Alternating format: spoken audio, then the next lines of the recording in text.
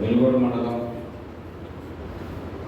అదేవిధంగా Atmakur rural town సమీక్షా సమావేశం ఏర్పాటు చేసుకొని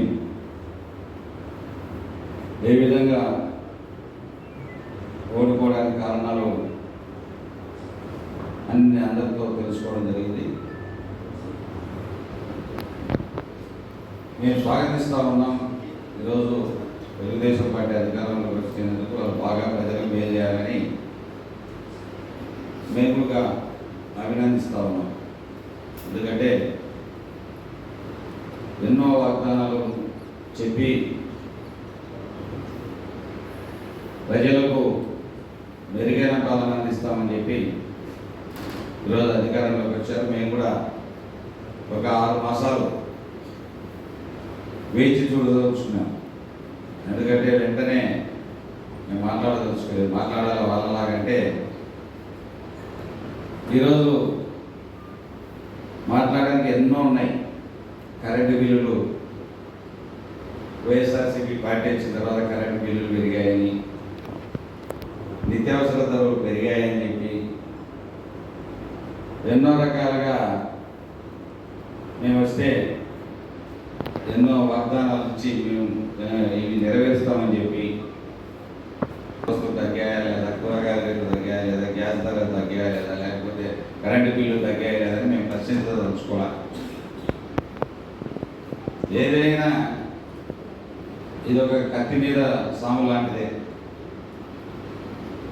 ఎందుకంటే రాష్ట్ర బడ్జెట్ 5 సంవత్సరాల బడ్జెట్ పెట్టినా వాళ్ళు ఇచ్చిన వాగ్దానాలకు 1 సంవత్సరానికి సరిపోదు. ఎందుకంటే కేంద్రం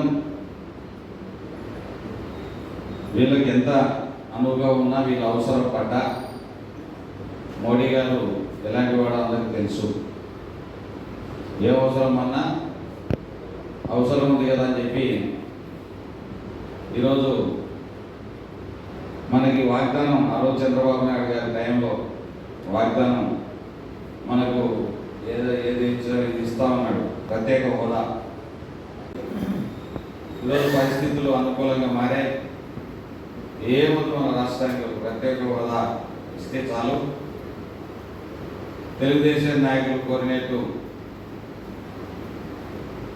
బ్రిడ్జి కమ్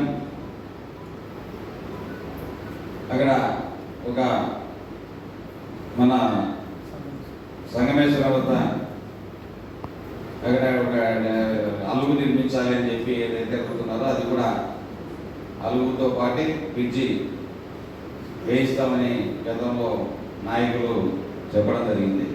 అధికారంలోకి వాళ్ళు వచ్చారు కాబట్టి అది కూడా సాధిస్తారని భావిస్తూ ఉన్నాం.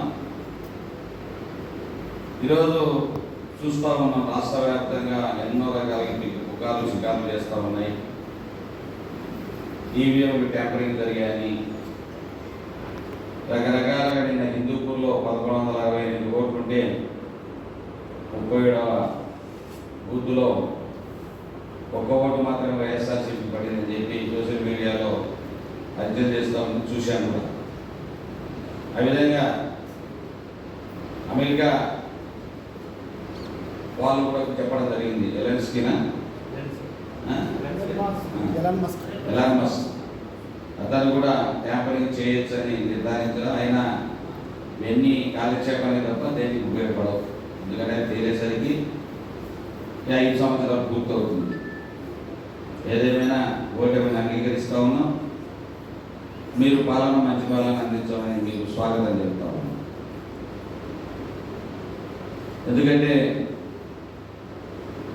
ఈ తెలుగుదేశం ప్రభుత్వం గతంలో ఎప్పుడు లేదు. నువ్వు ఒకసారి కొడితే నేను ఒకసారి కొట్టడం ఇవన్నీ మంచి పరిష్కారం కాదు కదా. ఎవరు అనవసరంగా అటు ఇటుగా పాపం ఎవరు అందనుకునేది నేను వాళ్ళు అనవసరంగా పలిపసులు అవుతారు. మరి నీ పార్టీలో ఉండి పనిచేసి వచ్చింటారు, నా పార్టీలో ఉంటేనే పనిచేసి నీ దగ్గరకు వస్తాము.